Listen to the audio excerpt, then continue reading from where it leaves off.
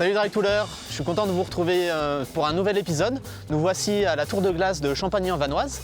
C'est une structure artificielle de glace et de dry tooling. Quand il fait bien froid, on fait couler de l'eau pour faire de la glace. Et dans les parties déversantes, il y a des panneaux en bois où on peut taper avec les crampons et on utilise les prises avec les piolets. Mais pour tous les détails, on verra avec Stéphane Husson, ancien compétiteur et ouvreur international depuis 2010, qui est en ce moment en train d'assurer Pierrick. La différence entre le dry tooling sur la tour de glace et puis en naturel, c'est qu'ici on va favoriser l'engagement sportif. C'est-à-dire que la voie est équipée de câblettes, tous les mètres 50. Et donc le grimpeur va clipper simplement des câblettes comme on peut clipper des spits en falaise ou des dégaines en mur d'escalade. Sur la tour de glace de Champagny, on a plusieurs inclinaisons. L'idée c'était de reproduire à la fois ce qu'il y avait de mieux à l'époque, dans les années 2000 autour du monde. Donc c'est un mix entre pit stall, la partie légèrement déversante là où Pierrick grimpe. La partie horizontale c'était Kirov. Donc eux ils étaient capables de faire de la glace à l'horizontale à l'époque. Et les dévers à 45 que vous voyez plus haut, ça c'est Québec 2002. Voilà. Donc sur une seule tour, on a essayé de reproduire à peu près ce qu'il y avait de mieux.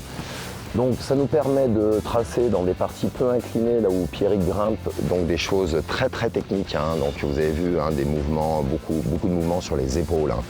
Donc on est toujours à la limite de la rupture d'adhérence de la lame sur la prise. Donc on a 4 ancrages.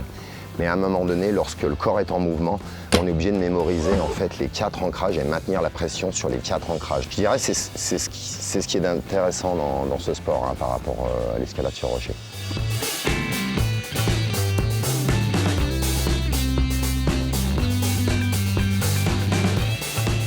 Ce qu'il faut savoir, c'est que le piolet il s'allonge quand vous grimpez en glace ou sur les prises.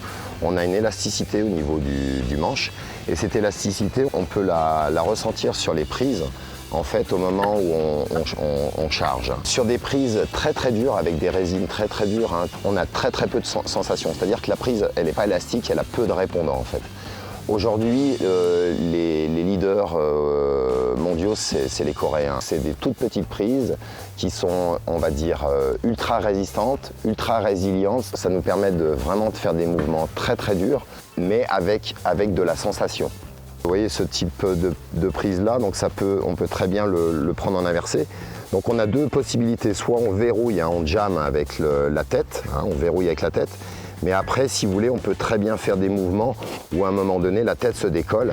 Donc ça demande énormément de poussée sur les pieds, énormément de gainage au niveau des abdos pour pouvoir atteindre la prise supérieure.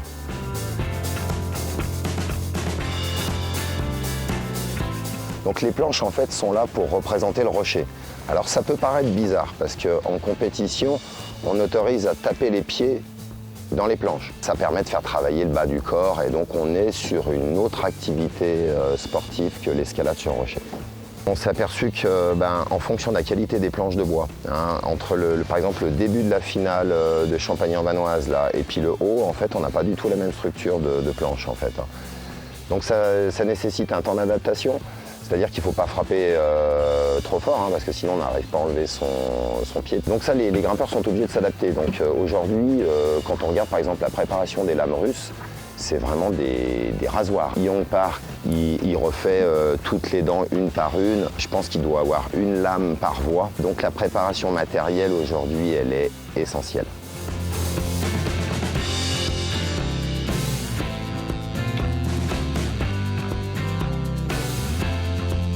Et voilà, je vous invite à venir faire une séance sur cette tour d'aimante. Je vous mets toutes les infos en description.